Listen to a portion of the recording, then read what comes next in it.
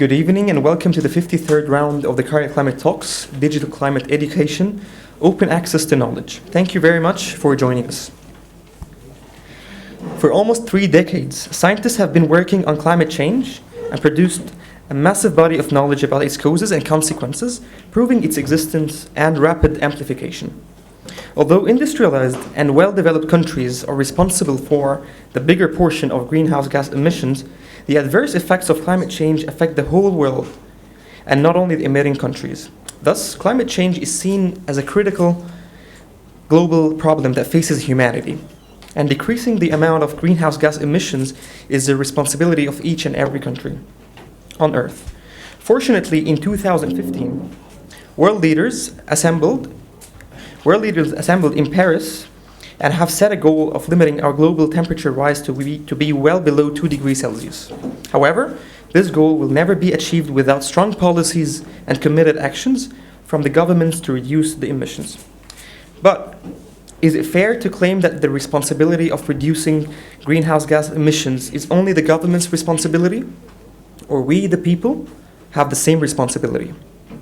In fact, many studies showed that our daily life choices, like, for example, meat and dairy products consumption, contribute to greenhouse gas emissions more than fossil fuels do. So it is clear that we share equally the same responsibility with the government to reduce our greenhouse gas emissions. But the real question here, do we actually know that? Do we know that our daily lifestyle choices directly affect how the world will look like at the end of this century? Do we have the knowledge to make decisions? So knowledge and awareness are essential to combat climate change, and it's our collective responsibility to develop, spread, and share the knowledge.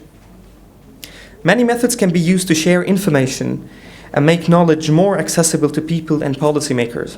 These include formal education at schools and universities, as well as university research centers, online platforms that provide information about specific topics of sustainability, like, for instance, solar energy, and most recently, massive open online courses, the so-called MOOCs, which spread knowledge quickly and efficiently. Last but not least, associations of scientists that provide policymakers with scientific information and insights. So how efficient are these methods? And how can access to knowledge help us reduce our greenhouse gas emissions and overcome the adverse effects of climate change? Today, the Cairo Climate Talks are proud to have a delegation of the German climate consortium DKK, which together with the World Wild Fund, Germany, developed the massive open online course Climate Change, Risks and Challenges. The delegation will explain how to use the online course and will share with us insights to key messages of climate change and the opportunities of a modern decarbonized economy. That would be through presentations and also through the panel discussion afterwards. We are also very excited to have in our panel experts from Egypt to share with us their initiatives and work to make information and knowledge about climate change and sustainability policy accessible to everyone. But before starting the presentation and the panel discussion, I would like to invite the Ambassador of the Federal Republic of Germany, His Excellency Dr. Julius Georg to the stage to give his opening remarks. Please.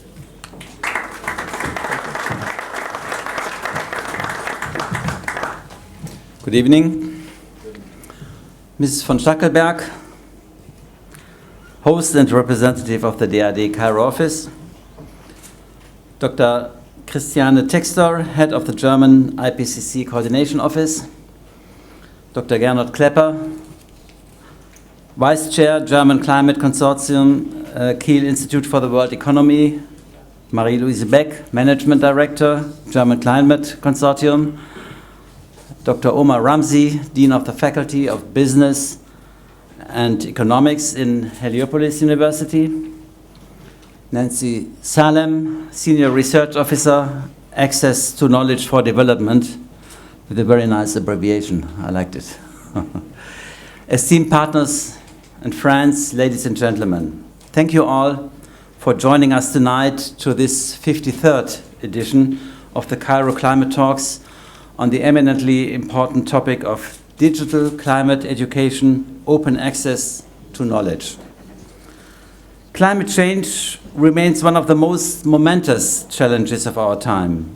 Indeed, a question of humanity's security, prosperity, and even survival. The last COP in Bonn showed the interlinkage of climate and security, and how fighting climate change is indeed preventive foreign policy, preventing natural disasters, hunger and shortages, resource competition, and indeed wars.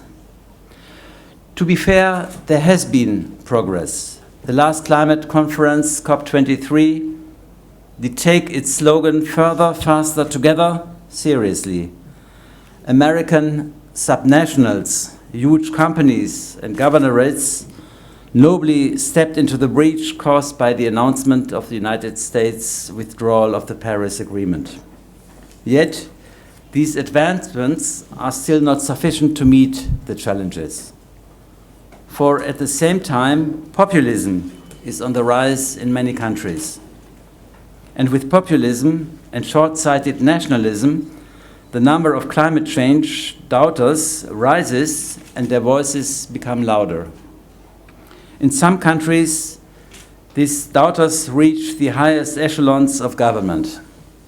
Therefore, it remains key to further raise awareness and to spread knowledge about climate change and about what measures can be taken to counter it. The delegation visiting us from Germany for this edition of the CCT is engaged in exactly this mission. DKK, the German Climate Consortium, represents the leading players of German climate and climate impact research, encompassing more than 20 renowned research organizations. DKK has developed a massive open online course, you see it running in front of me, MOOC, which you, Mrs. Beck, Marie-Louise Beck, will present to us in just a moment, in the hope, maybe in the certainty, that this tool might prove useful in Egypt as well. Ms. Beck is joined by two eminent scientists having contributed to the MOOC. Dr. Textor of the German IPCC Coordination Office and Professor Klepper of the University of Kiel, and I'm looking forward to your keynote presentations. I'm also very happy to welcome two representatives of academia and civil society from Egypt. Dr. Omar Ramzy of Heliopolis University and Nancy Salem of the AUC-based organization Access to Knowledge for Development. They complete the panel which will discuss the potential of tools like the MOOC in practice after the speeches. Of course, this whole event would not be possible without the excellent partnership we enjoy with the Egyptian Ministry of Environment. I'm pleased with our continued cooperation with the ministry. So without further ado, let us delve into the topic of digital climate education and some of the latest insights from climate science. We will have the opportunity to discuss both during the following Q&A and during the networking dinner in the garden, to which I warmly invite all of you. Thank you very much.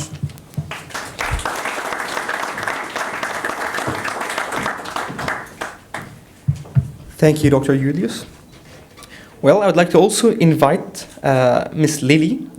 I actually intentionally avoid to say her last name because it's pretty hard for me. She's the program coordinator at the German Academic Exchange Service, which is our host here today, the DAAD. So please welcome Ms. Lily.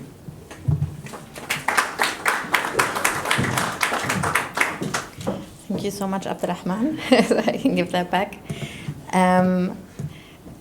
Dear His Excellency Julius Georg Loy, dear Dr. Christiana Textor, Dr. Gernot Klepper, Mrs. Marie-Louise Beck, Dr. Omar Ramzy, and Mrs. Nancy Salem, dear esteemed guests and regulars to this very great format that is a cooperation of the German Academic Exchange Service with the Foreign Federal Office, with the German Embassy here on the ground. We are very glad to be partners in this very important program or in this very important series of events, since it allows us to also partly infiltrate some of the talks and bring the scientific perspective to it, add our knowledge through our network to it, and really encourage this exchange to not only be on the ground, not only represent the civil society being done on the ground, but also include scientists from Egypt and from Germany. The DID Cairo office has been here for a very long time. It's been almost 60 years. And it is also the second biggest and the second oldest regional office of the DAD worldwide. So you can see that there is already a huge amount of cooperation, a vast network between Germany and Egypt existing. And we really like to work on this further and strengthen these connections further through, for example, supporting events like this and hosting it here at our office. We do this through this connection between the German and the Egyptian field of science through a magnitude of different programs. There's about 250 different programs from individual to project funding, which allows us to really go deeper into the connections, not only individually, but also through establishing joint masters programs and the like. We have also since last year a new initiative which is called COSIMENA, which is clusters of scientific innovation in the Middle East and North Africa, through which we have the possibility to provide a platform for scientists to work and connect on specific topics that we've identified based on our alumni network, as well as the most pressing issues of today. So we're talking about water, we're talking about health, economy, energy, urbanism, agriculture, and cultural heritage. And I'm very glad that all of these things are actually part of what we discuss as climate change. So for us, actually having this MOOC presented here in our office really brings together all the things that we are working on right now very much. I just came back yesterday from a conference about conscious technology, and one of the core things that I've learned, or that was mentioned there, I wanted to share it very briefly. That the question that always comes up is the new innovation in technology actually a threat, or is it an opportunity? And what they basically all agreed on was that in order for us to create conscious technology, we need to use technology in a conscious way.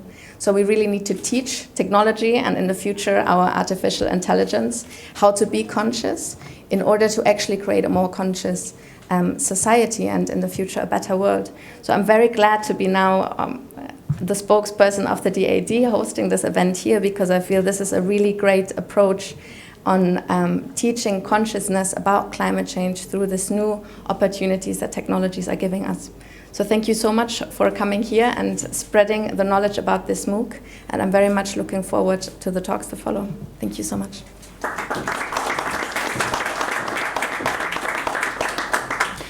Thank you, Lily, for your remarks. Well, I'd like to remind you that you can have headphones for translation if you need any. It's at the back here. All right, so we will have 3 interesting presentations, and I'm pretty sure that you will have many questions. So we will have all the questions after the panel discussion, not after each presentation, because we're short on time. So make sure to write down any question that you have in the post-it note that you've taken while entering the hall here. And one of my colleagues will pass by and collect them from you. All right. So our first presentation is under the title of Climate Science and Climate Policy, and it will be delivered by Dr. Christiana Textor. Dr. Christiana is the head of the German Intergovernmental Panel on Climate Change, the IPCC Coordination Office. She studied chemistry at the University of Hamburg and worked at the Max Planck Institute for Meteorology, and also the Laboratory of Climate and Environmental Sciences in Paris. Please, Dr. Christiana.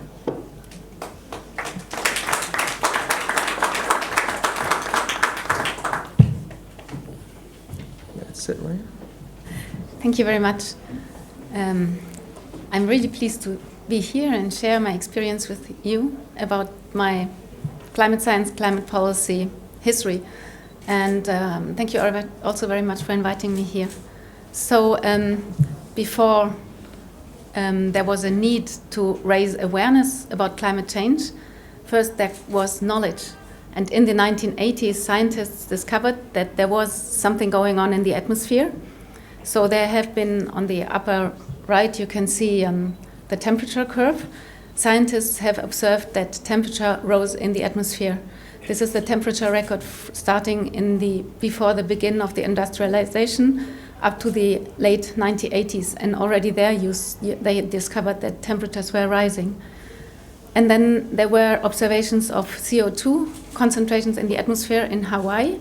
And there you see also over the years there was an increase, and you see the annual cycle. These are the little bubbles, ups and downs there. And then there was also a basic understanding of the Earth system. People knew already that there was a greenhouse effect. And they had early Earth system climate models, which you see in the lower left corner. And there, with these models, they could project that depending on the socioeconomic development, the low and the high estimate, temperature would further rise up to 6 degrees. And so theories and models suggested that global warming might be caused by humans. They didn't know yet. And also that it might become dangerous. And so from these early science warnings, in a way, there was a lot of discussion also at the UN level. And so in 1988, 30 years ago, the United Nations established the Intergovernmental Panel on Climate Change. And this is a scientific and an intergovernmental panel, which is very special. It doesn't say international, it's intergovernmental. So governments and scientists sat together and looked at the messages from science. The most important quality of the IPCC is that it's policy relevant but never policy prescriptive. So the IPCC does not provide advice about any policy measure. It only gives options based on existing knowledge. So it does not perform research, nor does it have scenarios or models, and it does not monitor climate change. This is all done by others all over the world. And scientists, also from all over the world, look at these knowledge and they assess what does it mean for humanity. And they do that in an objective, comprehensive, balanced and transparent manner. And these are only words, but in practice, it means that the author teams, and this is many thousand women and men from all over the world, and I say women and men because author teams need to be gender balanced as much as possible. They need to come from all regions of the world, and there need to be young people and old people so that you would have a broad range of views. And then there's also a multi-step review process, so the drafts are reviewed by experts and governments 3 times. And in the end, the reports are endorsed by 195 governments, which are the members of the IPCC. And these complicated way of establishing reports make the IPCC so credible and the most authoritative source of scientific knowledge. And the latest report has been published 4 years ago already now. And the IPCC now says human influence on the climate system is clear. When the first report was published in 1990, they were not so sure. They had formulations like might be a major influence, something like that. But now they are very firm. Human influence on the climate system is clear. And then the second key message is the more we disrupt our climate, the more severe, pervasive, and irreversible the impacts. So that means that we cannot go back if, for example, coral reefs are lost or the ice sheet is melted. There's no return button. But the good news is we have the means to limit climate change and build a more prosperous and sustainable future. So these are the 3 core messages in a nutshell. And you see the 4 pictures in the first row. These are 4 books like that. Like you can use it as a doorstopper. I think it's 5,000 pages. And it received 150,000 comments, which are each and every one addressed. And you can also download them from the internet. So I underline that again because this is not just a scientific report. It's really credible and established in a transparent manner. And so, also after the first IPCC report in 1990, it influenced the establishment of the United Nations Framework Convention on Climate Change. And finally, in December 15, the Paris Agreement was agreed on. And that was a great moment. All countries of the world agreed that climate change, they want to limit it to 2 degrees, and if they can, to 1.5 degree, which is really a very ambitious goal and which is very good for the climate of the Earth. The climate doesn't care, but for us it might be good, because during our existence, humanity, the variations in temperature have not been larger than 2 degrees. So this is sort of the safety limit, but it's not enough for vulnerable systems and also vulnerable societies. That's why also countries said that 1.5 degree might be very useful. And there's also an adaptation goal, a qualitative goal in the Paris Agreement. Enhancing adaptive capacity and providing food security is also another goal or objective of the Paris Agreement. And then there's also one that financial flows need to be consistent with climate resilient development. And there's a lot more in the Paris Agreement, but let us look at the messages from science.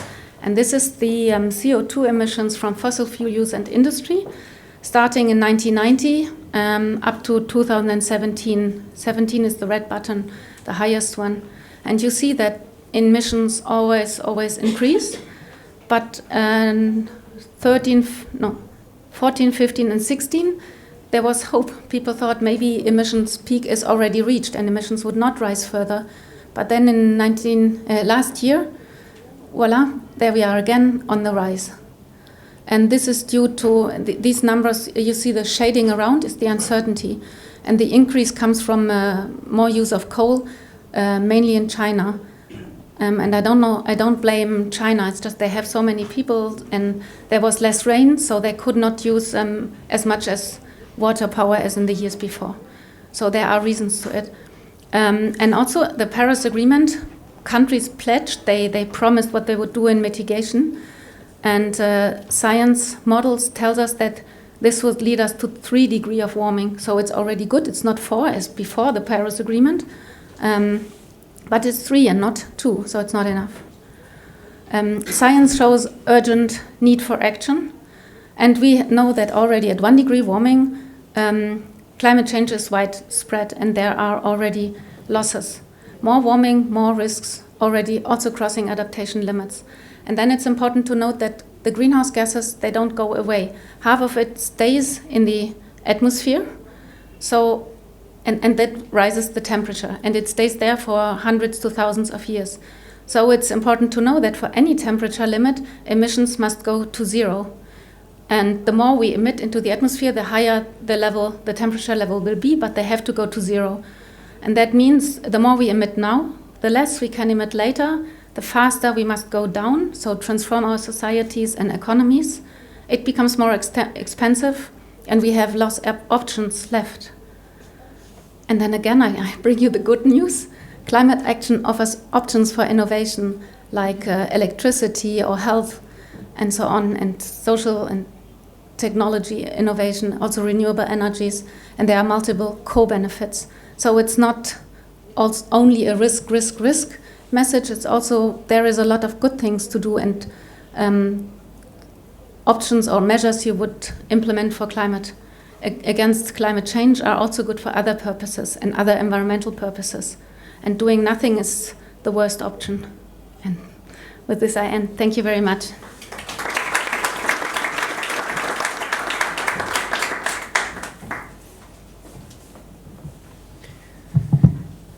Thank you, Dr. Textor. Well, actually, I'd like to note out that Dr. Textor and actually Professor Kleppe, they both have lectures in the MOOC. So today was just a live example of what you will learn from the MOOC when you participate in. And after a while, you will learn more about how to get access and participate in the MOOC. All right, so to our second presentation is under the title of Climate Mitigation and Energy Transition as Drivers of Growth. And it will be delivered by Professor Georg Kleppe. Professor Kleppe is the Deputy Chairman of the of the board of the German Climate Consortium and was head of the Environment and Natural Resources Research Team at Kiel Institute for the World Economy until the beginning of 2017. Professor Klepper conducts research on climate change, climate policy, environmental policy instruments, and sustainable development. He is also the spokesman of the Kiel Earth Institute, chair of the International Sustainability and Carbon Certification Association, and the coordinator of the Federal Ministry of Education and Research Stakeholder Dialogue on Climate Economics. Please.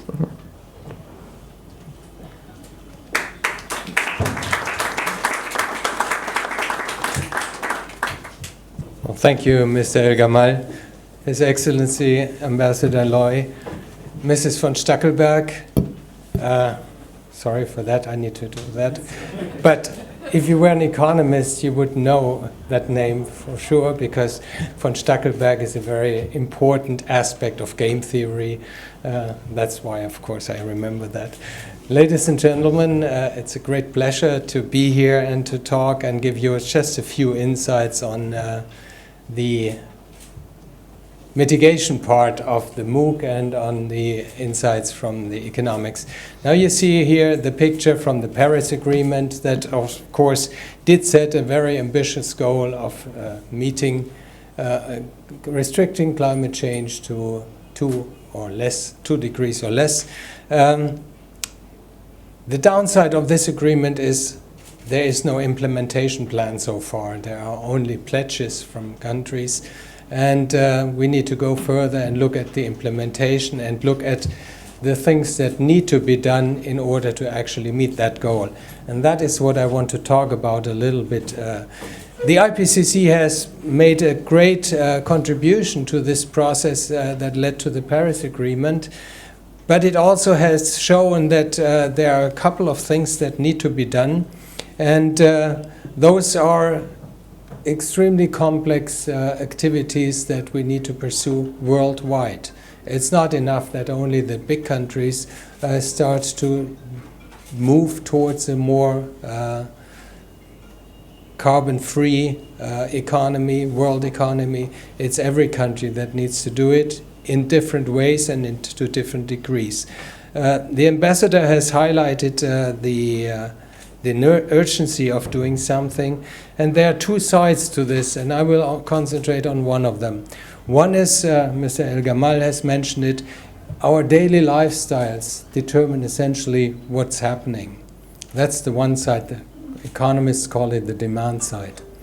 But there's the other side, and that's business. Business decisions determine what you can buy, and they determine how these products that you buy are produced, and this is what we call the supply side. I will concentrate today a little bit and a few minutes on the supply side and tell you what needs to be done on this. Here is one of the graphs, the important graphs in the last IPCC report that shows you, I don't have a pointer, no, that shows you on the dotted lines where our emissions come from worldwide today in transport, in buildings, in industry, in electricity production, in what is called net AFOLU, that is agriculture, forestry, and land use change. And finally, the non-CO2 emissions, those are mainly from agriculture, it's the greenhouse gases. Now, what needs to be done? The first and most important step is electricity production. It has to move away from fossil fuels, and actually the IPCC says they have to move towards negative emissions, which is a big challenge. I don't want to go into details. We can do that on the panel if you like.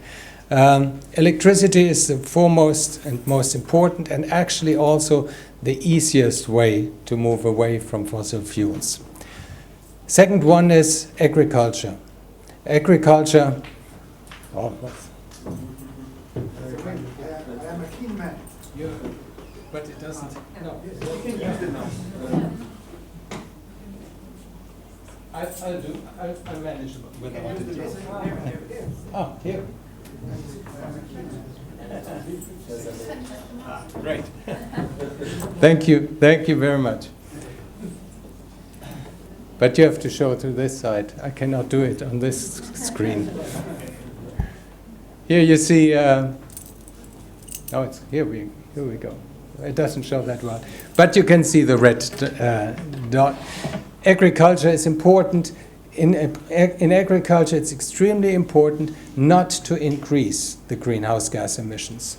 So to keep them, but produce more food for a growing world population. So that's the second big challenge.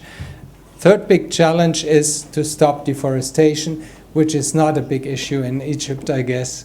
But there are other countries that really have their business to do. I just mentioned Indonesia, Brazil, and part of Africa as well.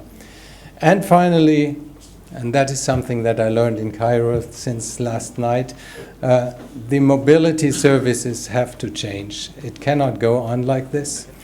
And you can see here, mobility and transport is not the really big emitter, and it's very hard to reduce it, but there must be something that needs to be done on that as well.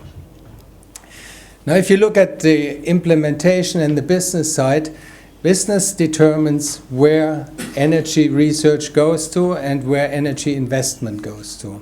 And here you see the energy investment over the first part of this century, and it goes mainly to fossil fuels.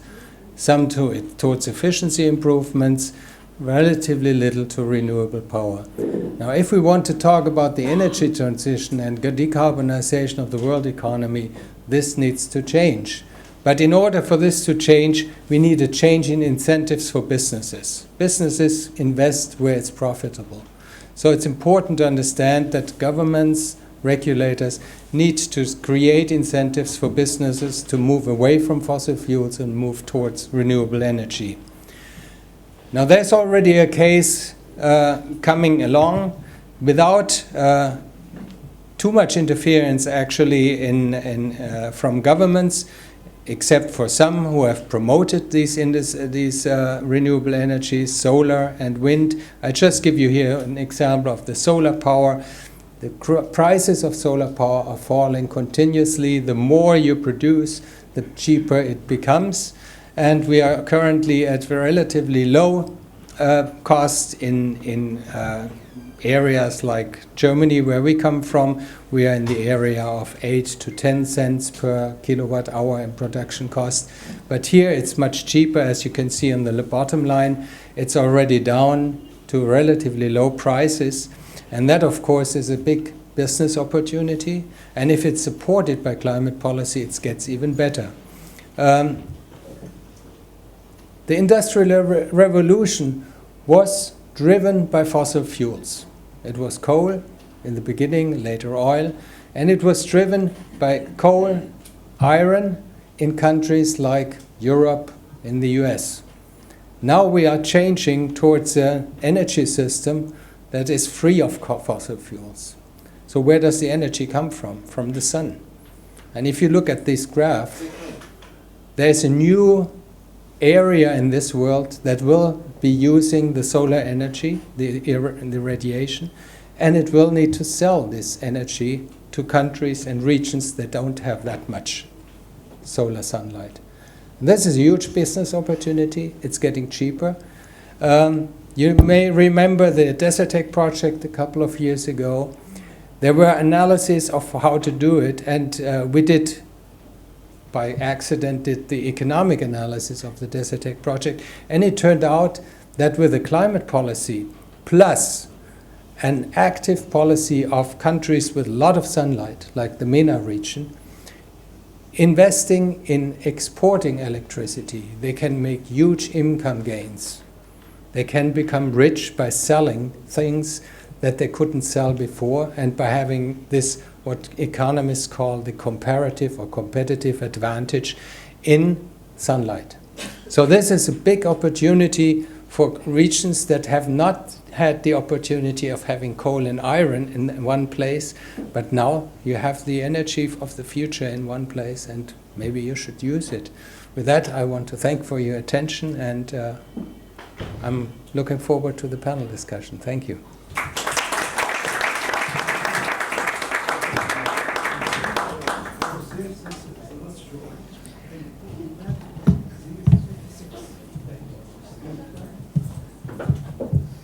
Thank you, Professor Kleppe. Now it's time to learn about the MOOC, the online course, where you will learn all about the information that was previously presented. All right, so for our third presentation is under the title of Free Digital Education for Sustainable Development, the Climate Course, and it will be delivered by Miss Marie-Louise Beck. Ms. Beck has been working as the Managing Director of the German Climate Consortium, DKK, which is Germany's scientific association for research on the climate and climate change since 2012. Ms. Beck is responsible for the dialogue with policy makers and the public. She's also a board member of the Future Public Safety Forum. Please, Ms. Beck.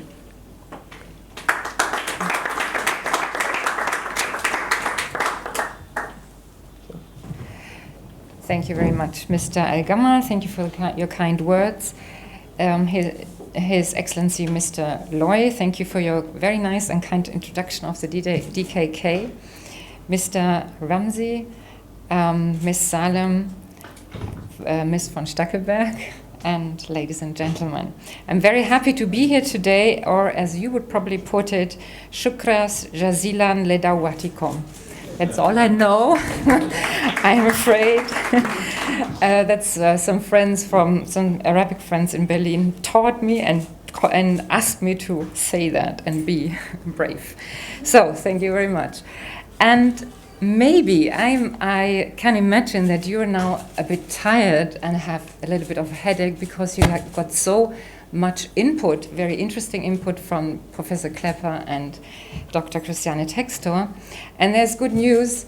You can read or hear this again in a different form. You can learn about this again in our MOOC. So you can go home, you can register for free, and then elaborate on those topics and learn even more.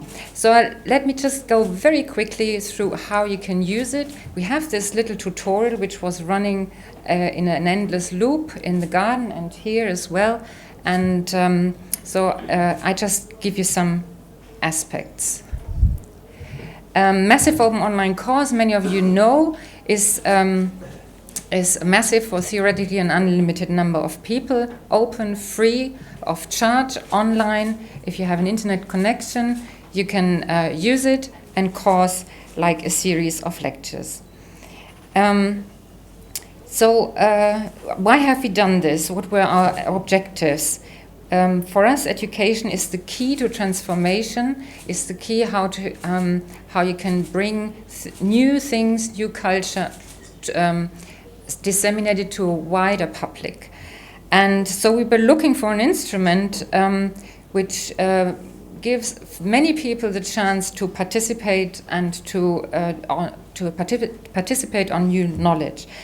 And the outcome is this online course as an entertaining and varied journey through the physical basis of climate change, the impact on nature, the risks to society, and the many potential solutions and also great opportunities you have just heard.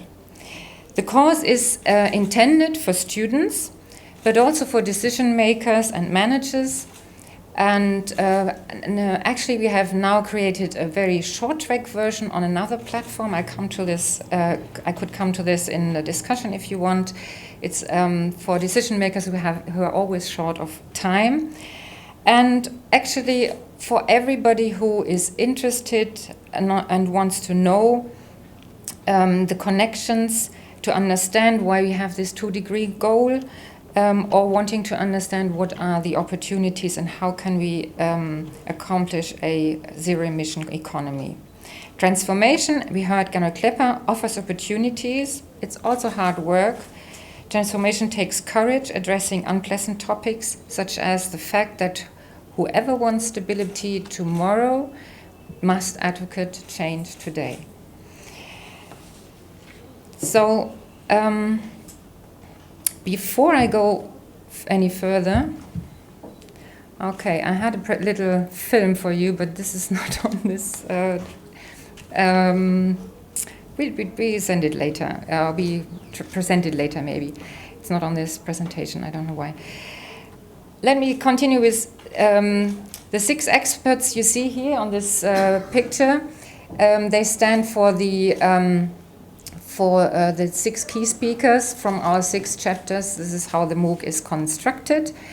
Overall, we have more than 25 renowned experts, and 2 of them were here today. One of them you might recognize.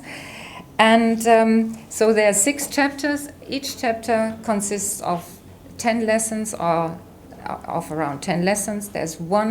Every lesson has 1 short video clip.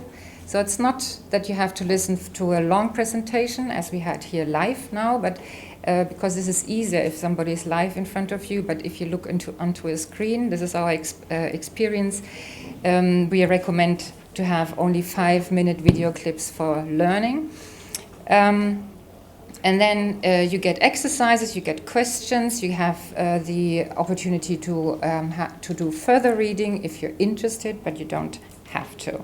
You can test yourself with the questions, and after a certain learning stage, you get badges. This is a new invention in the digital world. It's like mini certificates, and once you have done 80% of the course, you even get an online certificate. Also we put much emphasis on dialogue and how people come into contact. So there is a discussion forum available giving participants the opportunity to discuss issues and to network all over the world. The workload depends on how quick one is, how intensive you study the chapters or the lectures. It's around 12 hours, more or less. If you watch consecutively all the videos, very, very intensive, it would be 5 hours, but this wouldn't make sense. So you need some breaks and you need to think about it. You need some reading and discussing. So 12 hours would be realistic. These are the 6 chapters. So we start from basic knowledge about the climate system. We go further to models and scenarios. We go back to climate history and show that there has been always climate change, but very different from the climate change today, which is human-made, as Christiana has put it. And then chapter number 4 is impacts of climate change, climate risks, and 5 and 6 are the societal impacts and also the solutions. Just quick, education is key in the sustainable world, and naturally one of the 17 sustainable development goals. Number 13 is climate action, but I think this is connected because firstly, the education for sustainable development operates at 2 levels. Firstly, the level of content, so what knowledge do we need for a sustainable future, and in this case for climate action. And secondly, the level of competences. Should we deal with this? How should we deal with this knowledge? How can we acquire these competences in a knowledge society based on lifelong learning? So we are talking about competences like the ability to work in a team, independent learning skills, intercultural learning, creativity, to mention but a few. And these are also asked for in our MOOC through some interactive tools. I was looking for. So I skip this and would just like to summarize. So our MOOC gives you a general and full picture about climate change and solution options. You can set the pace by yourself. You can learn as quick or as slow as you want. The MOOC is interdisciplinary. So it starts from physical science and has social science. It's 6 chapters, each chapter's 10 lessons, about 10 lessons, 5-minute video clips, very short, and further readings, questions and quizzes. The workload is about 12 hours. You have badges for completing some learning stages. You have a full certificate after completion. We have a discussion forum. And last but not least, this is a very important thing for us in the DKK. We have managed to implement the MOOC in 4 study programs in Germany, at the University of Hamburg, for example.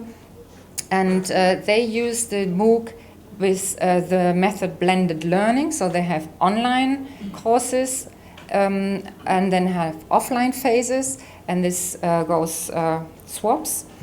And we made quite good experience with that, and we try to gain more interested universities who use this MOOC. Thank you very much for your attention. Shukran.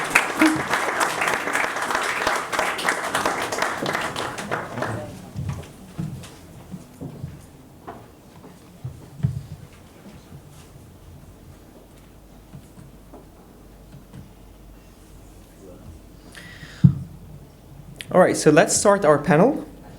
And I'll invite each panelist one by one to the stage. So first, Professor Gernot Klepper, Deputy Chairman of the Board of the German Climate Consortium. Please. You can. All right, next, Dr. Christiana Textor, Head of the German Intergovernmental Panel on Climate Change, IPCC Coordination Office. Please. Third, Ms. You can say that. I'll say. All right. So Ms. Marie-Louise Beck, Managing Director, German Climate Consortium. And now we're happy to also have in our panel Dr. Omar Ramzy. Dr. Omar is an Associate Professor of Marketing and the Acting Dean of Business and Economics at Heliopolis University. Dr. Ramzy received his bachelor's, master's, and PhD degrees in Business and Administration at the Faculty of Commerce, Ain Shams University. He was a Fulbright Scholar in the United States, and he conducted research and published several papers. He was awarded the Certificate of Honorary Citizenship of the State of Maryland for his performance at the Economic Reform and Project Efficiency Program. He significantly contributed to developing the curriculum of the Faculty of Business and Economics at Heliopolis University, which focuses on sustainable development and blending different sustainable development themes with green business and enterprise models. Throughout his career, Dr. Ramzy focused on blending academia with practice. All right, so for our last and youngest panelist, Ms. Nancy Salem. Nancy Salem is a senior research officer at the American University in Cairo's Access to Knowledge for Development Center, A2K4D, researching the potential of data and digital technologies for economic and community development in the Middle East and North Africa. Nancy works on the Open Data for Development node in the MENA region and is a member of the Equals research group led by the United Nations University Computing and Society under the Global Partnership for Gender Equality. Oh.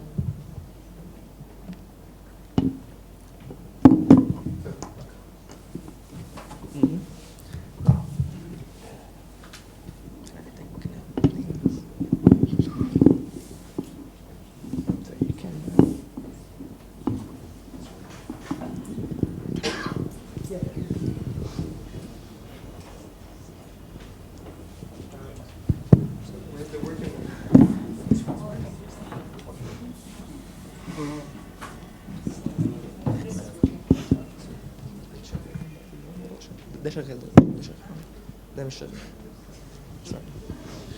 ده شغال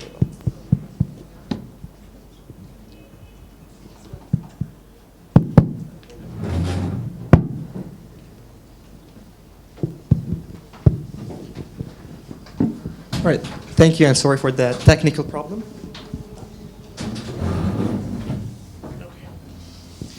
So actually, in Egypt, we have a whole university that is dedicated for sustainable development. And that is Heliopolis University for Sustainable Development.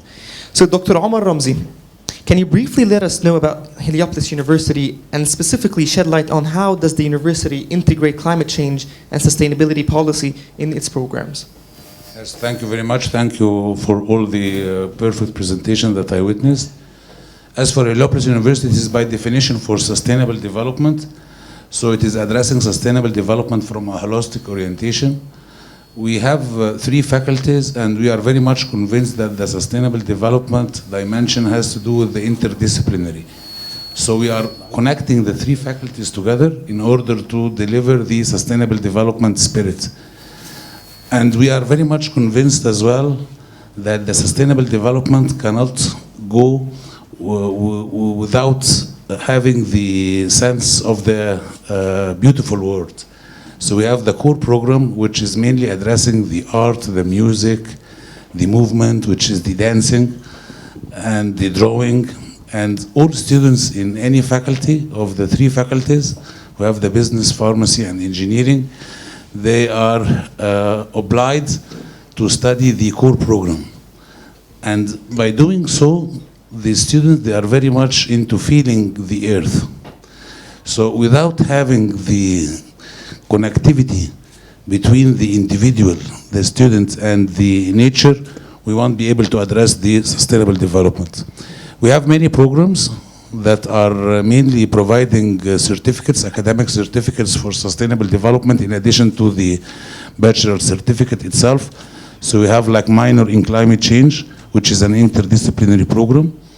We have also a master degree that we are working with the Supreme Council of Universities in Egypt in order to offer a master degree in sustainable development. So mainly, yes, this is our mission, and we are very much convinced that we are different in purpose. Thank you so much. So basically, some international universities are actually providing online courses, and they entered this market, and they do online courses, and they just like the MOOC, and they put it online, and it's accessible to anyone. So is it on the plans of Heliopolis University to do something like this, especially that Egypt actually lacks education for sustainable development in most or the majority of its universities? Yeah. Frankly speaking, nowadays you cannot enter the classroom and to start lecturing. It will be very boring for students.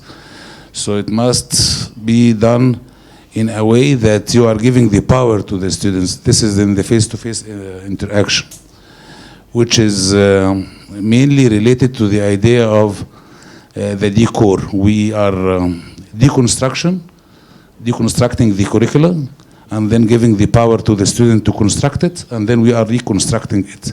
And that's how we are using the online platform. By definition, according to the Egyptian regulations, we cannot do it by 100% as online courses. So we are using the Moodle, which is not the MOOC, of course. It is like the minor definition of the MOOC, but still it is an online platform in order to interact with our students. And this, of course, gives us the maximum flexibility possible to embed the idea of students. They must interact with each other. They are creating the value together. This is through the MOOC. Also, we have other platforms like the Blackboard. We are using as well the Blackboard. And we are using different other tools when it comes to the Moodle or the Blackboard, like the videos. We are using as well the podcasts. So instructors, they are recording their lectures and they are receiving their students' feedback on what they podcasted. So yes, we depend on that. We depend on the online platforms, and students, they are very much into that, because of course it is very much at their convenience to use it, yes, and it is far better than just entering the classroom and start to establish a monologue between the instructor and the student. But it's better, of course, to have the dialogue, and when it comes to the online, they are very much into being online. So this is like touching their sweet spots. So what I understood is that those videos are actually meant for the students of the university. Can these videos be accessible to any student in Egypt, not necessarily from Heliopolis University? Now you are talking about the broad perspective, which is the MOOC. We did not reach this yet. But no, it is being limited now for not even Heliopolis University students. I would say the students that are enrolled in a specific course, yes. But you cannot limit it. If we want now to upload it on the MOOC or whatever any other public open platform, you could do that, yes, because we are very much into making the knowledge available for free, and this is the main objective of the MOOC, yes. Yeah, I just want to add something that when it comes to the online education, we are not even that much concerned with online education nationally, because part of the sustainable development definition is to address the cultural part. So we have some partnership with the European University, particularly in Germany, by the way, like Ludwigsburg and like Alanos and many other universities, and we are very much into making sure that our students are really connecting with their European counterparts, because this is part of the sustainable development pillar, which is the cultural exchanges, and the online education is addressing this point very deeply. Thank you. So having said that there are challenges facing online learning, so this would get me to Ms. Beck about, are there any intentions or initiatives to translate the MOOC in other languages so that it would reach a larger audience? I remember in the morning you showed us the map with all the... So basically it was in North America and Europe. So maybe because the English language is more common there. But what about other countries that they don't actually speak English very well? So is there any plans for that? Yes, thank you for the question. Actually, we started with a German MOOC. So with our first MOOC was only in German, and it was very quickly very successful, and this encouraged us to try to seek for more money, because it's a project. We can't fund it from our association money, and probably I haven't mentioned it, oh my God, and the project is funded by the Federal Foreign Office, which is very important, and you might applause if you want, because we are very happy to have this funded because it's a costly thing to make it, I think you know what I mean, Mr. Omar, to make it very short and concise, and to do all the didactic concept and so on. This is costly. It's not so costly if you put just one professor in front of a camera and then have a 1 hour session or something like that. But the shortness makes it difficult and costly. But also it's very interesting. So we started with a German MOOC, and because we had a very good response, we took the language which is quite common in the world, so English, of course. But we are thinking of other languages. So you saw the dots in Latin America, so Spanish would be interesting. And also the Arab world is a big language community, would interest us. But this would be a new project, and let's see what we develop. And a more difficult one for us, definitely, because you heard my Arabic language. Well, basically, you don't have to speak in Spanish or English or Arabic, but at least the subtitles, yeah, that would actually work.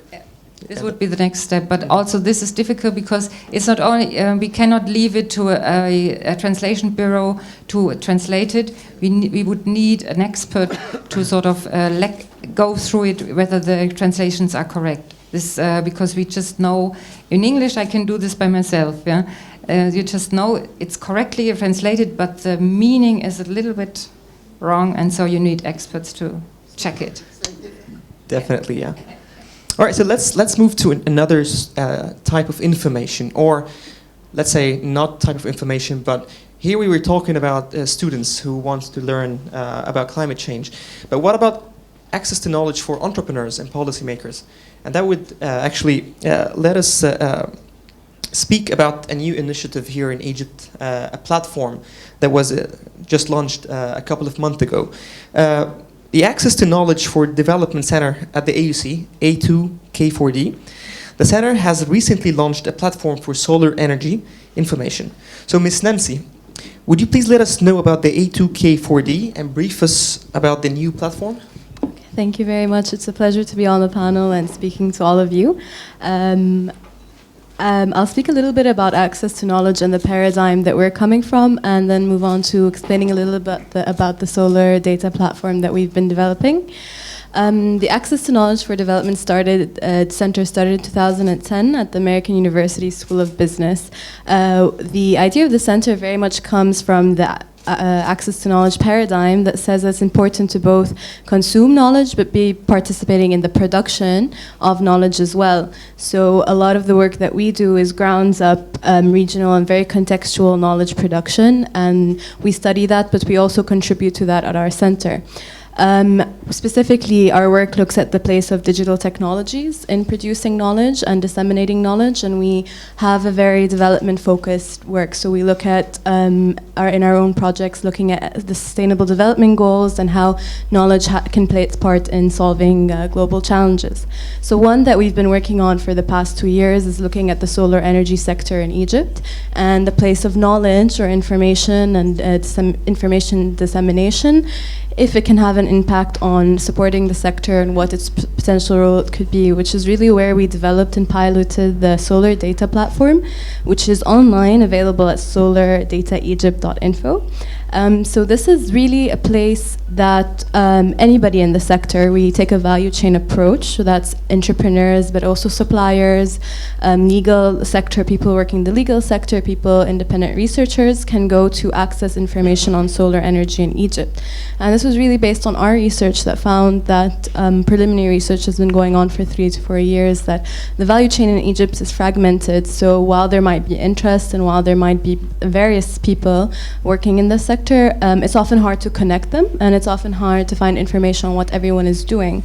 So you need a common resource that you can reach out to. So part of this exercise was mapping the different actors that are functioning in Egypt, and this is not just entrepreneurs, although we focus quite heavily on what is useful to low to middle sort of size entrepreneurial projects in Egypt, but how, if you're working in academia, if you're working in the legal sector, if you're a manufacturer of solar cells, or you're looking to just join the sector, what is the where this is one place where you can go and join a community, and there's forums, there's a sort of knowledge sharing section where people can upload short videos of them talking about themselves. So we have contributions from things like Carm Solar, on really sort of documenting their story of how they got to where they are, which is sort of very stable energy project in Egypt.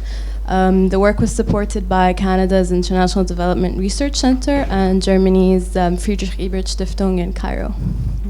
Thank you. So I just want to remind you that you can just remember to write down your questions. So after a while, my colleague will collect the questions from you. All right. So just a follow-up question: do you actually do the research by yourself at the center? We do the research, but the platform is a collaborative project. So what's on the platform is not, I think, predominantly produced by us. It's from the community, but we produce the research that's is created the platform. All right. So do I have to be affiliated to any organization so I can register at your website, or can I just use my email address, my normal email address, and register? Yes, totally free. It's open for anyone to access, and there's lots of resources that you can access without even registering. Everything on the platform is free and open, and it's not quite a MOOC, but it's resources. We also spend a lot of time on versioning work, so we worked locally with the law firm Sharqawi and Sarhan law firm to sort of offer. Well, they release their legal work in PDF format, and we work on data visualizations and infographics, so really turning that information into something that it might be more easily processed by somebody who doesn't have a legal background, so which we really think is an important part of access to knowledge. That's wonderful. Well, that's actually what makes it different from the IPCC, where the IPCC, you don't do the research by yourself, you just analyze. So this gets me to the question to Dr. Christiana. I know that the process of evaluating the information that you release in the report of the IPCC is quite hectic and long process. But can you summarize the process of analyzing or evaluating the information that you release to the public? Thank you very much. I start from the end. The summaries for policymakers of the IPCC reports, which are about 20 pages long, are translated in the 6 UN languages, so also to Arabic. So that's the end. Now I start from the beginning. So in the beginning, experts and governments together formulate questions which are policy relevant and scientifically interesting. So there are expert meetings, and then they together develop an outline, the scope of the reports.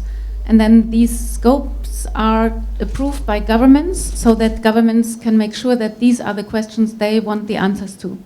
For example, recently the IPCC has agreed to establish a special report on climate change and land. And this was a particular interest of those countries who have deserts in their countries. So, and this will be published next year. So, and then after the scope and the theme is established, governments nominate the best experts they have to the IPCC. And these are like thousands of experts all over the world. And then the bureau of the IPCC, which is experts, they select the author teams. And in selecting the author teams, they make sure that from all the regions people are there, from different ages, so with experience in the IPCC and without, from different disciplines and gender as much as possible. The IPCC has increased the participation of women from 2% in the first report to now 30%. And also the participation of developing countries is always increasing. And then there is a multi-step review process. So the author team goes and establishes a first draft, and authors are not paid extra money for this job. They are just doing it within their normal jobs or in their private time. And then after the first draft has been established, it's sent out to experts, so it's sent to their colleagues, and they get the first round of reviews, they establish the next version, and then also government experts can review the comment on the draft, and then there is a final draft established, and this goes, again, the summary for policymakers goes to experts, and then finally there will be a plenary meeting where representatives of the 195 governments meet, and normally there are like 150 governments, and they sit in rows like us here, but much more, and on the screen you have the text, and line by line, sentence by sentence, governments and experts discuss. And it's like, is the glass half full or half empty? So it's a lot about perspectives and language. And it's also, for example, words like loss and damage, which are important in the policy arena, are not so much existing in the science arena. So there is always a lot of discussion about how to express these things. But it's important to note that always governments, scientists, have the last word, so that the science cannot be distorted. The science always has a veto right. That was a long explanation, but it's really a long process. And to establish a report from the decision that a certain theme will be addressed to the establishment of the report, it's about 3 years, 2 to 3 years. That's quite a long time. So definitely access to information is essential, or climate information, in order to have a successful energy transition from conventional energy sources to renewable energy sources. Germany is a very interesting model when it comes to shifting from fossil fuels to renewable energy sources. Professor Klepper, can you give us a brief about the German energy transition, which is better known as Energiewende, and how can it be reproduced in other countries, especially developing countries? Well, first of all, there's a debate whether it should be copied in other countries, because it wasn't cheap. It was quite costly, but of course very successful.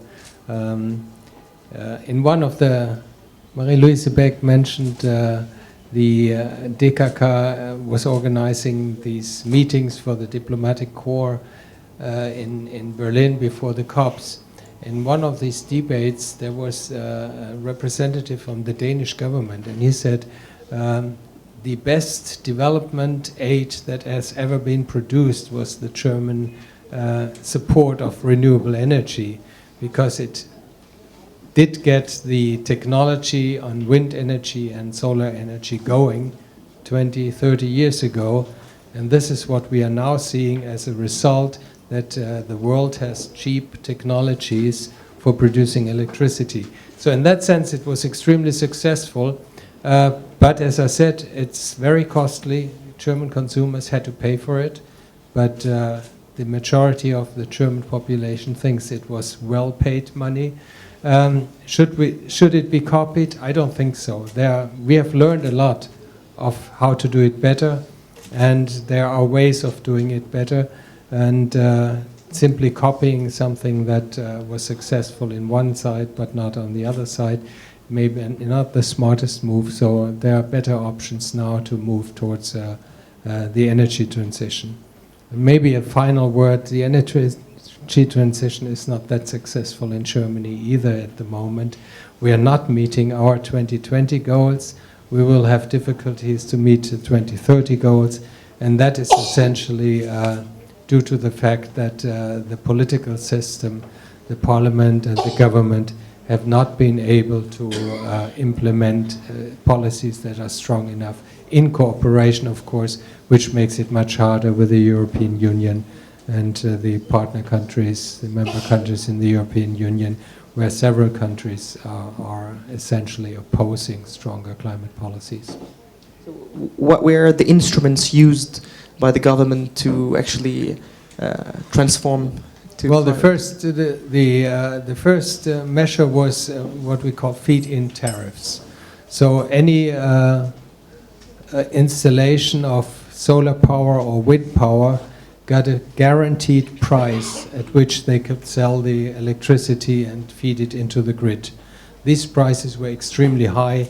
For example, for solar power, in the beginning, a producer of an owner of solar panels would get something like $60 to $70 per kilowatt hour, which is outrageous compared to the prices that were prevail on the market. So that extra feed-in tariff had to be paid by the consumers. And the second problem of that, essentially the second mistake was that those who bought a solar panel were guaranteed those prices for up to 20 years. So today there are still solar panels that get this high reward, even though today if you buy a solar panel you can produce electricity, even in Germany, at maybe 10 cents or even less if you are in a sunny part of Germany. So there were the feed-in tariffs were successful because they led to the large expansion of renewable energy, but they had to be paid by the consumers. Later, the system has moved. We are moving away from the feed-in tariffs now. Now the renewable energy is auctioned every year for solar and wind power. The government decides how much should be built and in terms of renewable energy. The main reason being that the grid cannot take on all the renewable energy that could be produced, or the investment that would go into renewable energies. And these auctions then determine on a competitive basis what the current prices are. Currently we are talking about, the last auction was for wind energy in the range of 7 to 8 cents euro cents per kilowatt hour. So the price has gone down tremendously. Okay, thank you.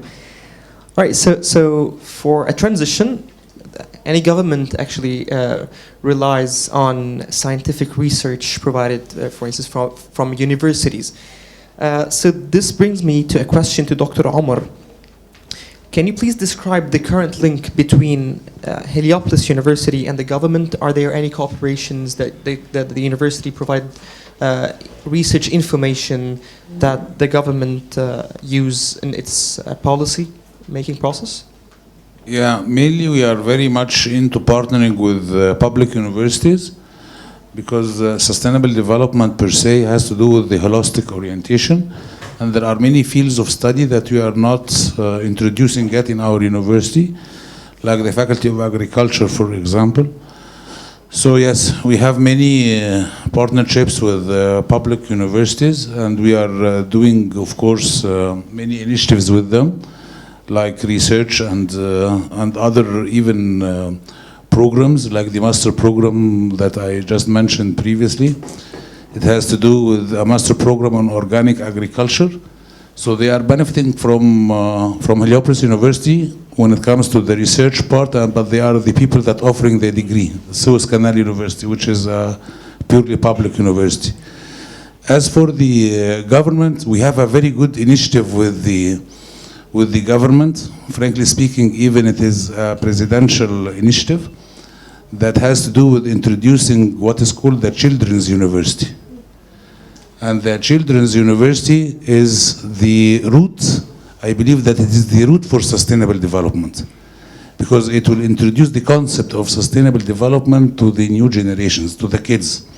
So we are hosting kids starting from from age 9 till 15, and we are introducing to them the sustainable development themes, concepts, principles in a very interactive manner. Like, we do not depend on the theoretical knowledge while we are teaching the principles to them, but we are making it a point to blend the theoretical part with the practical part. And even now the initiative is being expanded to divide the Children's University into faculties. And children, imagine with me, starting from this age bracket, they are going to choose the faculty that they are more into it. Of course, after giving them an introduction or like a brief about each discipline. And they are doing research regarding sustainable development, and they are using the Moodle as well in order to upload the research, to receive the feedback from the instructors and so on. As for Heliopolis University, it is the university that is providing the curricula for the entire initiative. And we are even organizing some training programs for other faculty members in other public universities and other private universities as well, that they are with us in this initiative, how to use the curricula with the children.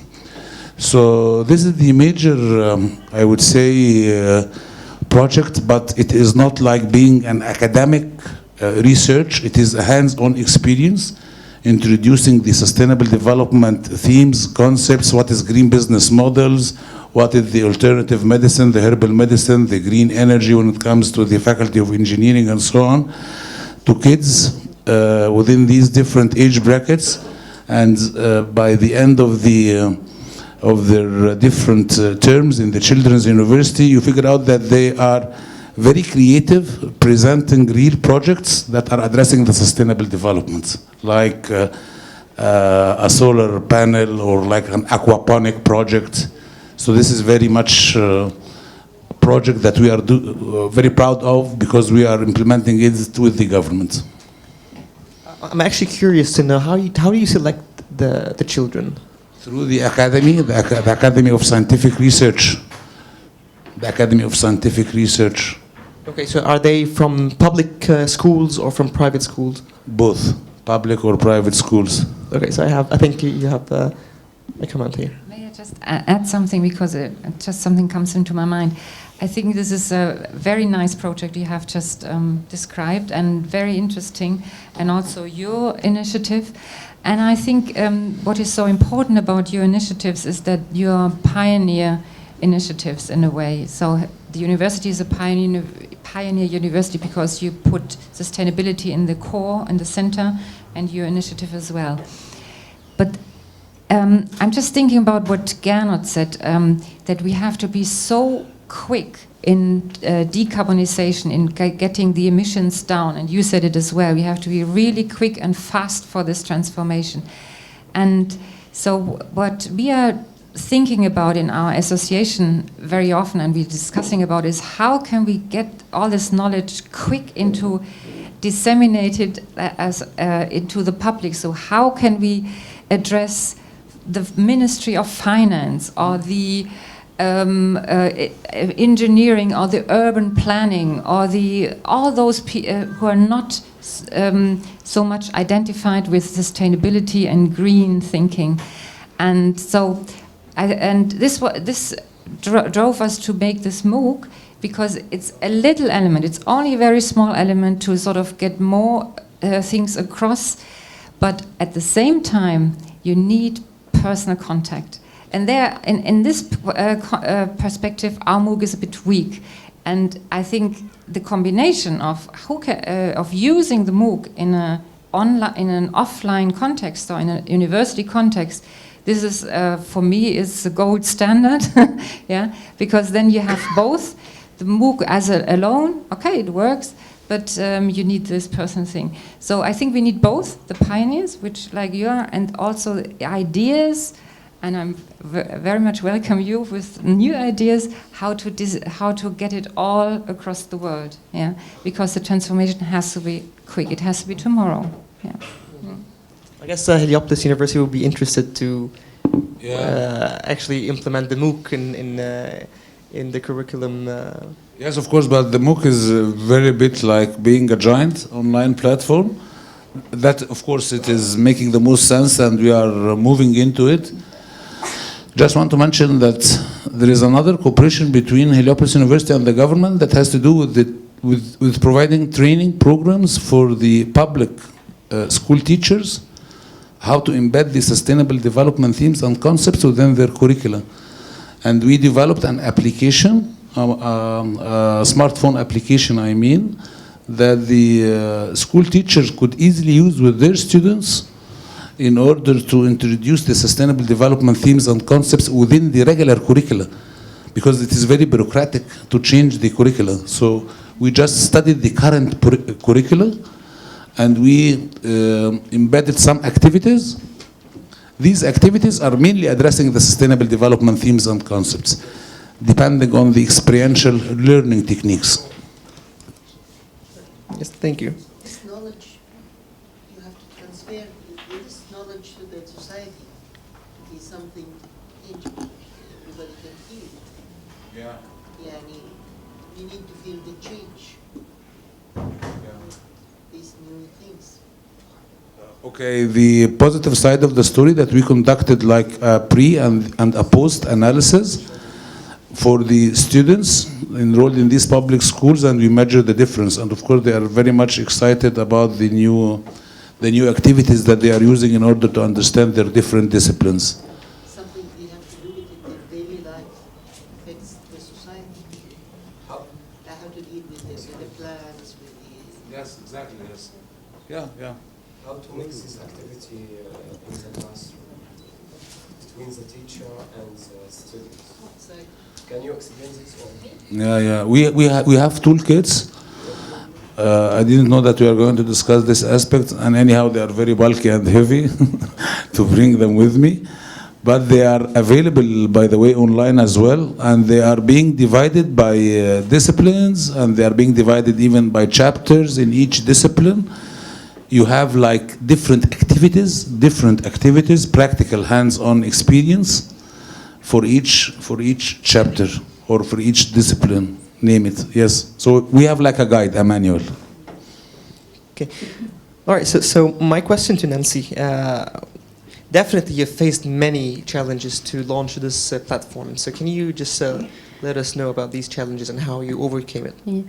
If I could actually just talk about something that we thought would be a challenge, but we were pleasantly surprised, and I think it links maybe to your point a little bit, was that we thought we'd have a difficult time approaching those in the business sector or entrepreneurs to really share what they're doing and speak about things that they might consider competitive advantage of them, or trade secrets, or just things like, well, this is my business model and why would I change this? And we really predicted that would be a huge issue, but we were surprised to find that when dealing in things like sustainable development, solar energy, a lot of entrepreneurs were very aware of the fact that at this stage in this sector in Egypt, they need to cooperate if there is going to be a sector at all, because they need to find a business model that worked and find a technology that worked, find the right suppliers, and really learn of how to use the tools available. So the feed-in tariff, for example, that was something that they were very happy to discuss amongst themselves, because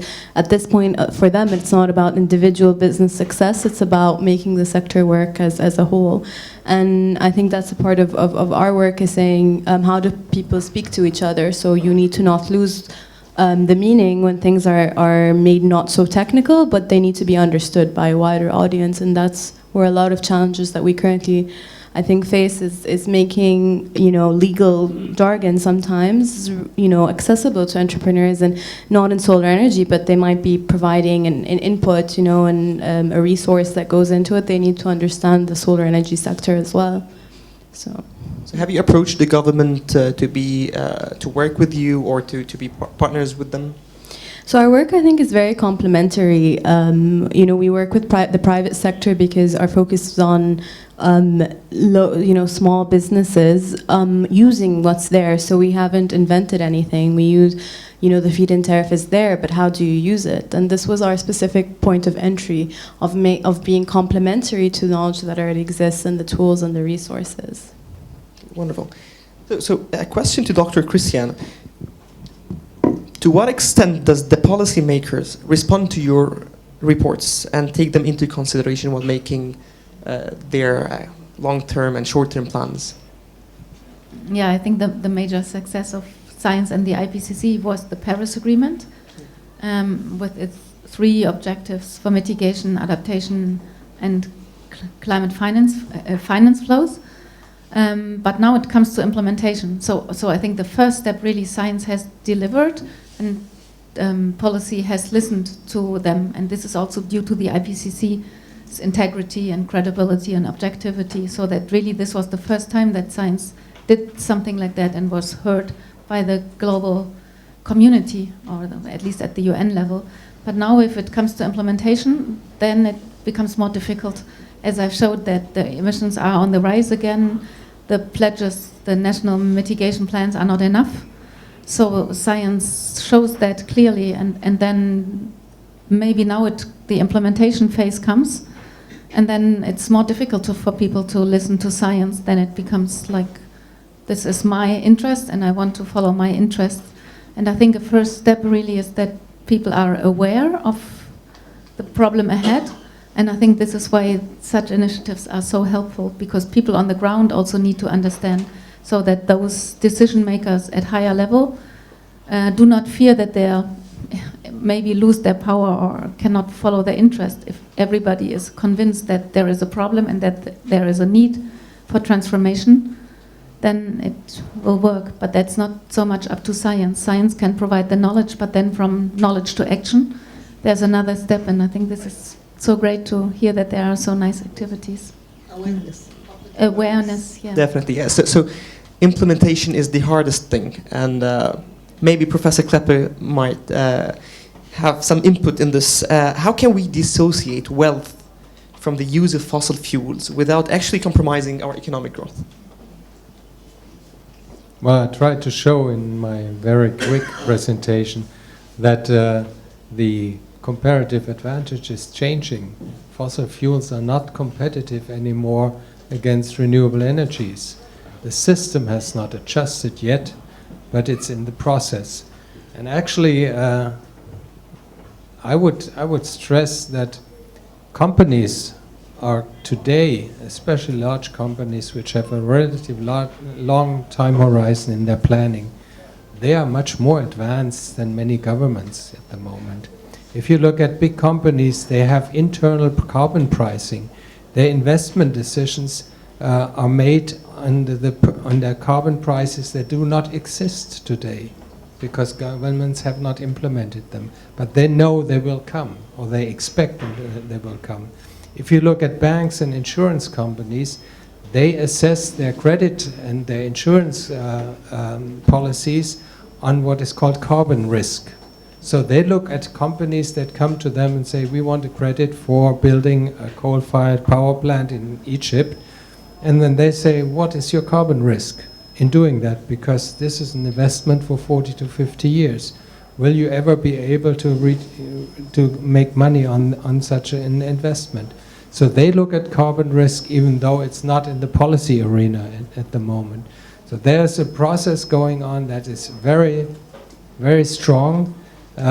If you look to the US, companies have publicly announced that they don't support the stepping out of the Paris Agreement because they know that they lose competitiveness if they work in an environment in the US without carbon pricing, without climate policies, because technologically they will lose their competitive advantage that they once had. So the process is going. It has to be accelerated. But I'm very positive because the businesses have understood that the times are changing and that they need to adjust. But their demand for more public action has not been answered so far. That's at least my view of how things are developing at the moment. I hope we can actually develop to this. All right, so it's time to take your questions. Enough for my questions now. All right, so the first question regarding the online course, is there an opportunity after completing the MOOC to share in on-ground initiatives that work in climate change field to implement the experience learned? I didn't get that. Is there an opportunity? All right, so regarding the online course, is there an opportunity after completing the MOOC to share it in on-ground initiatives that work in climate change field? Like it's some sort of a cooperation between initiatives here in Egypt and with you, so that they can, let's say, maybe they can translate the, or so they can help in disseminating the course. Clearly, it's not in our planning, so it depends on how the people in the MOOC, in the digital world, act. So there is this discussion forum where they can get together, find groups, work on topics, and this is happening. So it could happen, but it's not in our planning. So this would go beyond our project resources. So it would be a good idea, but not yet. Maybe you can consider it later. So that you definitely monitor all what is going on the forum. So have you noticed any initiative that came out after like a discussion on the forum, or so basically like-minded people, they come together in the same platform and they discuss? So is there like an outcome, a project or an initiative that came out? There are some, but it's difficult for me now to give you a good example, because our project partner WWF, it's their working Arbeitspaket, their working package, yeah, and we exchange ever so often. There was a very interesting thing in Brazil, but I can't remember now and get the food. Can't remember. Sorry. No, it's okay. So my next question. Or the next question that you asked, to A2K4D. Are there other similar initiatives in Egypt working on access to knowledge? And what are your plans after the solar database? I think there would be several. I mean, universities have several research centers, and I think it's become more common to work on access to knowledge, and it's become more. I think the emphasis on dissemination and disseminating knowledge in different work has become more common, especially multimedia work. So I think there would be several organizations. I don't know if I can name something very specific, but if someone wants to ask me after the panel. Next phase, I think we're in the piloting phase of the solar data platform. In the next few months, we're looking to add additional functionality. So more work on multimedia work, more videos, more content. Okay, thank you. All right, so I have a nice question. It's a mess here. So are you planning to have like the MOOC? The MOOC is actually generic, and it gives a broad understanding of climate change. But it does not evaluate a specific country and take it from the different perspectives and how climate change is going on there, or their contribution to greenhouse gas emission. So are there plans for contextualized courses specific to regions or countries? No, not yet, because this would just go beyond our resources as a German climate consortium. It's a global, in a way, global and theoretical basic knowledge, piece of knowledge we constructed, and what we hope is that other partners take up those points and develop a new project out of this. But I think this will not be what we are going to do. This is not our core activity. All right. So Another question to the IPCC. Is the IPCC report accessible to all people? How can we reach it? Thank you. You go online, ipcc.ch for Switzerland, because the secretariat is there. And then you can download all the reports for free. And there are translations of, as I said, for the summary for policymakers, and you can also order at the secretariat printed copies of this. If you want the big books, then it's expensive, but download is for free.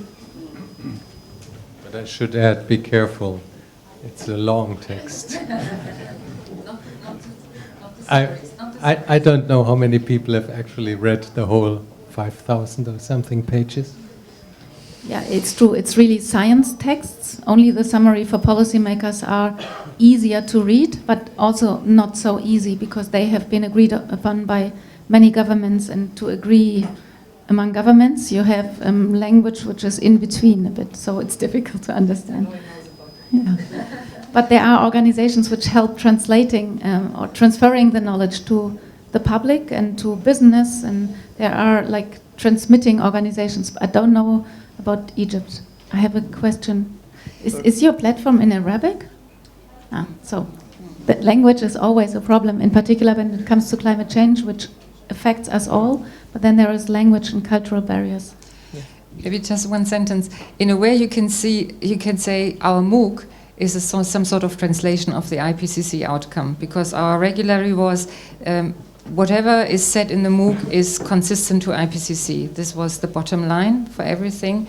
So in a way, this was another idea: how can we make it more consumable to normal people, in inverted commas, than those texts who are very complicated. All right. The MOOC is in German available and in English, and unfortunately not yet, maybe in Arabic. So, but the what Christiana was talking about the summary for policymakers, the very short books of the IPCC, they are available in Arabic. But they are primarily directed to governments and not to people. Yeah, maybe to explain, the IPCC is very few people, so there are all these thousands of authors and reviewers and so on, but there is a small secretariat in Geneva, that's 10 people, and then there are like maybe 40 more working and really paid for the IPCC, that are technical support units, but it's very little. They cannot address the wishes of everybody in all the regions all over the world, and people from different backgrounds need to be addressed in a different way. So the IPCC is really, the main audience is the United Nations Framework Convention on Climate Change and national governments to a certain degree. But then others need to come in. The IPCC has had an expert meeting on science communication to improve its communication, also to improve figures, like that they would be easier to read also for non-specialists. But it's really a challenge for small organizations, and when it was founded in the 1990s, it was really basically scientific. And then it became more and more important also for policymakers and for the public. And the institution struggles a bit to respond to all these wishes. Wonderful. We're running out of time, but I'll take one last question, and then we can continue over the dinner. We can discuss it directly with our panelists. So the last question, I'm not directing it to anyone, so anyone can actually take the initiative to answer. What are your recommendations for further research about energy on an individual level? So let's rephrase the question. All right, so what are your recommendations for, let's say, daily lifestyle when it comes to energy consumption? Maybe I hope that I could rephrase it correct for the one who asked this question.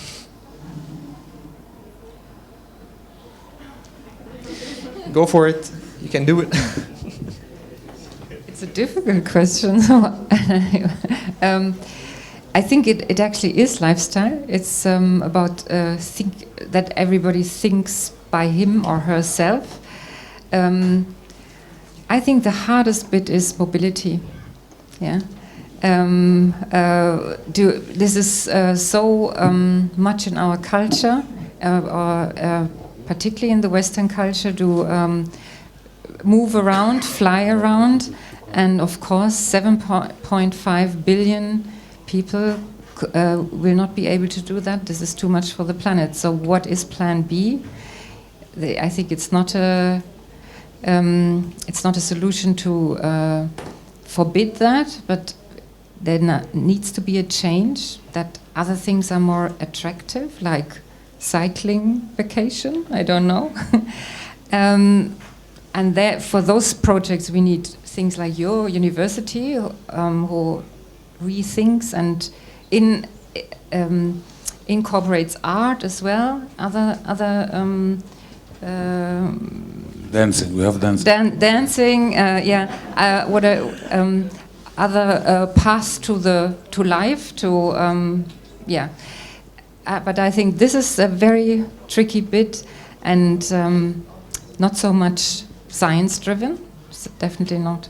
I think Dr. Omar has something to add. Yeah, daily lifestyle must be very much capitalizing on intangible services and not tangible, real physical goods. Many intangible services, they are very much into being environmental friendly, and they are leading to the same purpose of the tangible real goods. So we may use them as a substitute for the tangible real physical goods. Green consumption, green production, many business models, it doesn't go by the consumer or the demand end only. We need to consider as well the supply side. So we need from the different industries to produce more green business models. And mainly it has to do with the children. Take the children from the grassroots, yes, because you cannot embed sustainable development themes to grown-ups. It's very difficult. I guess Dr. Christiana has something to add as well.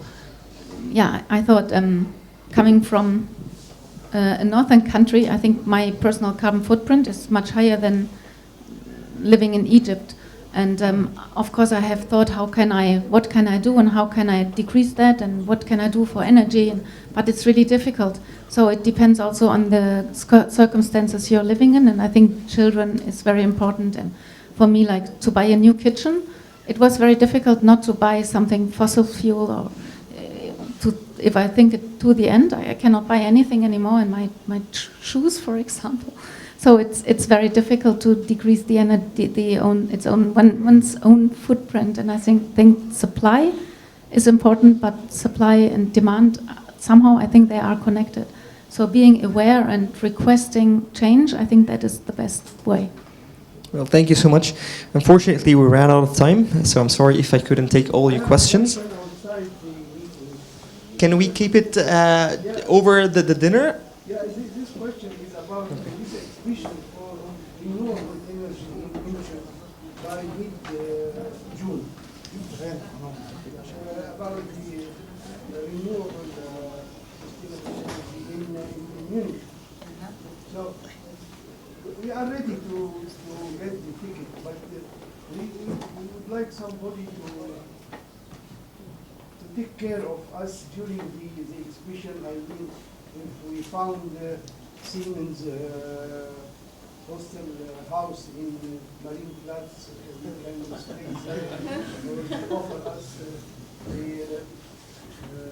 metro open card to go to the exhibition. Because why I'm interested to see the exhibition? Because the American told us that the panel now they make it in form of sheet like carpet. So when I contact the American side, they said, "How many meter do you need?" So I don't know if they give us by meter, and then we put it on a frame over the roof.